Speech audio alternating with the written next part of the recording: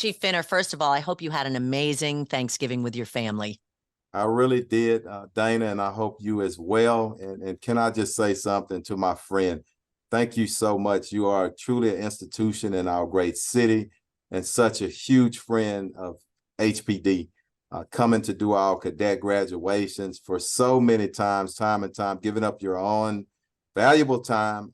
You are a beautiful mother, grandmother, and a very special person in media in our city, and for you to take that time.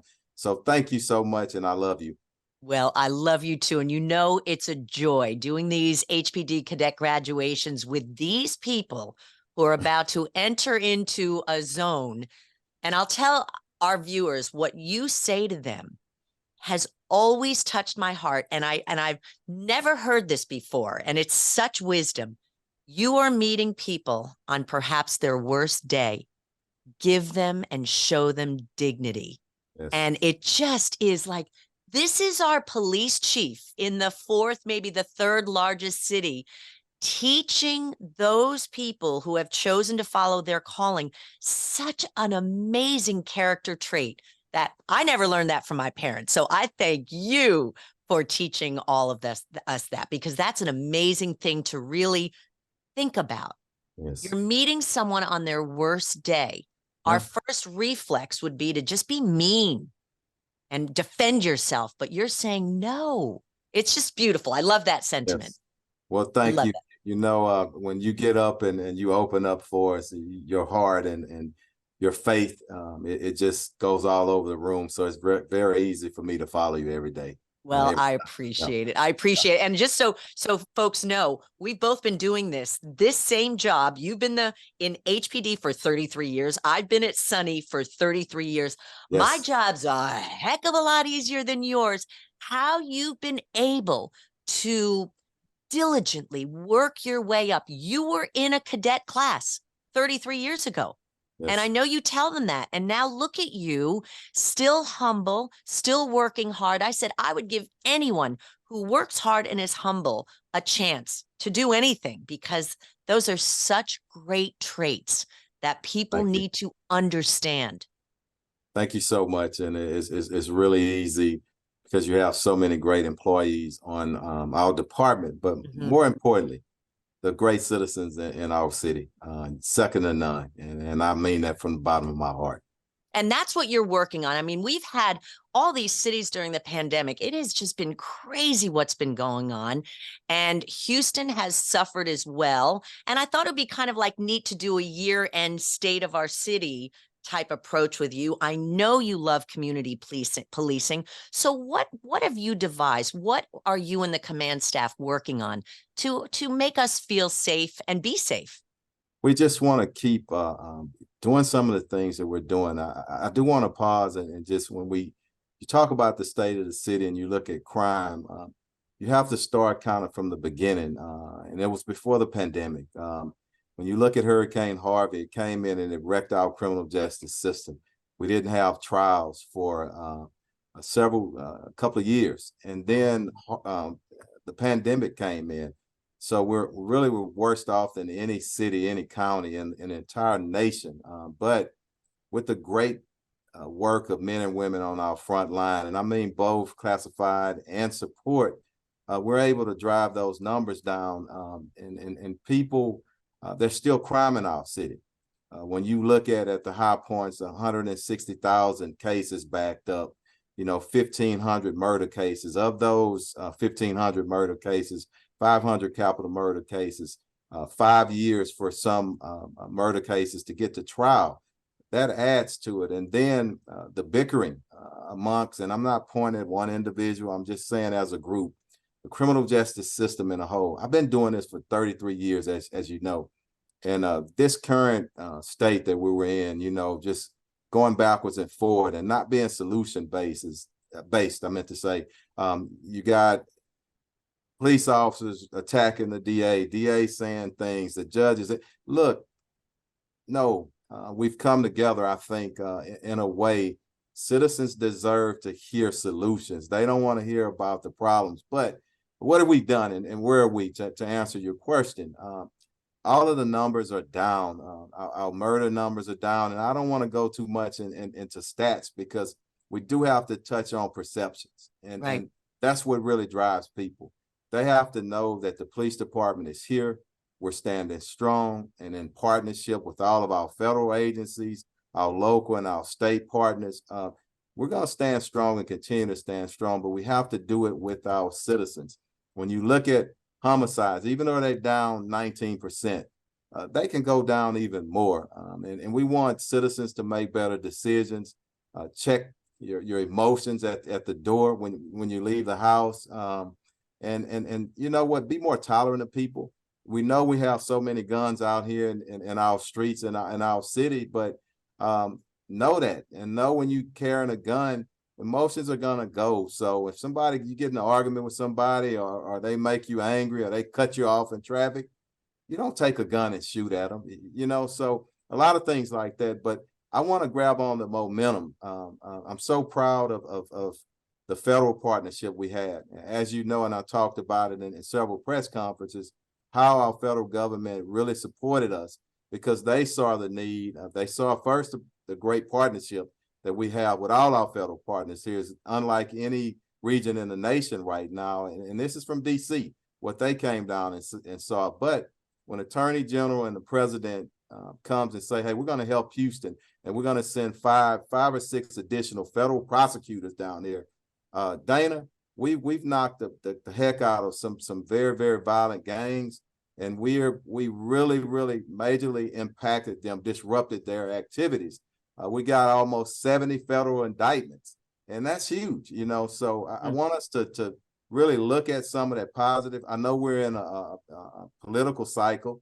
We should elect our next mayor, and we want to move forward, whoever it is, and hopefully, and I think either one of them is going to support the police department. I don't get into politics, and I know. I'll stay that way, but really excited about the great work that we're doing, but we're going to continue to focus in on those most violent offenders, those most violent areas, and make sure that we're driving down crime. Now, I know that you've got an initiative with cameras. You're working with parks. What are these things that we can look forward to in the coming year? So let's start with the cameras. And we have a press conference, I think Wednesday, where we're going to try to get so many stakeholders, not try to, we will invite so many stakeholders in from all walks of life in our city. My goal, our goal, and then you'll hear it in the announcement on Wednesday, to make sure that we have cameras and license plate readers wherever we can. And that's commercial businesses, homeowners associations, whatever, private individuals, because if criminals know, if you come to our great city, there are cameras everywhere. And we're not here to follow anybody around and spy on anybody. It's not about that. But if you commit a crime in our city, if you're that crazy to do that, we want to get you on camera, and we want to get you in custody as quickly as possible. The other side of that is a deterrent. When people know, just about every block I go on, if there is a camera, I'm going to think about what I'm doing. So that's one big thing. The parks, and I want to give a plug to the current administration. And I didn't know this. I just recently found this out. Over the last 8 years with Mayor Turner, he has bought $855 million into park renovations. The last few years on Love Your Parks, the mayor's Love Our Parks initiative, 10 parks have been renovated, $6.6 million. So he's not a mayor that just gave money to law enforcement. It was a comprehensive approach, but I want to say big kudos and a big thanks to the Parks Department, the director, Kenneth Allen, our park rangers who help us keep the park safe. Also, Matt Burris with Houston Area Realtors Association, my friend who always helps with a lot of great publications and media things. But the VP, Lee Vela, I'm sorry, let me pronounce that, Lee Vela with Clear Channel. They're putting out 100 over 100 billboards in English and Spanish that talks about keeping our parks safe and keeping our parks clean. And I think that's amazing because all over Houston, everybody will be reminded. But as chief, let me remind people, don't come and try to do crime in our parks. We have a lot of cameras that's going up in our parks as well. I told you that the park rangers, our HPD officers, we're in partnerships of patrolling our parks. Don't litter in our parks. Out of 382 parks in our city, each year, we collect over 66,000 pounds of trash. Those funds, Dana, and that staff and the staffing of that could go elsewhere, you know. So people should keep our parks clean and respect them. And those parks that we've renovated, the mayor's team and the green space, I want to give them credit. They do so much good work and they don't get any credit. Respect it. And if it's a park in your neighborhood, keep it clean. Take pride in it. You know, every kid in our city, no matter what the socioeconomic status is of your family, you should be able to go to a park and recreate and have fun.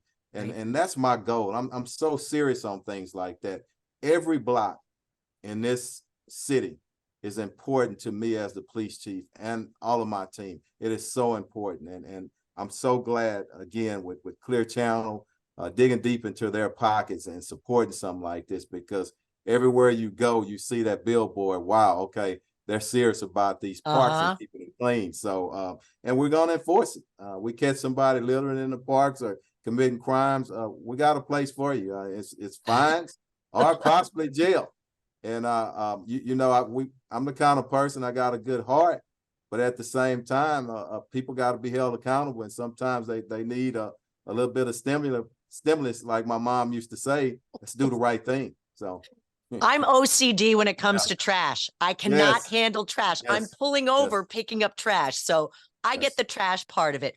What advice? I mean, you have, you know, for people who don't realize how hard it is to do what you've accomplished, from, you know, cadet class to police chief in this great city, what advice would you give to younger people, heck, even older people, just to live a good life?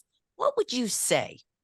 Please stay humble, work hard, whatever you want to do. If you want to rise to the top, work hard. But as you are rising, understand that you can't do anything without people, and you have to move people. You have to have a positive influence. And I think that the way that you do that is you treat people right. You demand a lot of yourself, but no matter what's going on, you treat people with dignity and respect. And I can tell you, I live by that every day. The housekeeping and maintenance people in my building, they get treated the same way as I would treat the highest rank, my executive assistant chiefs, because they are important.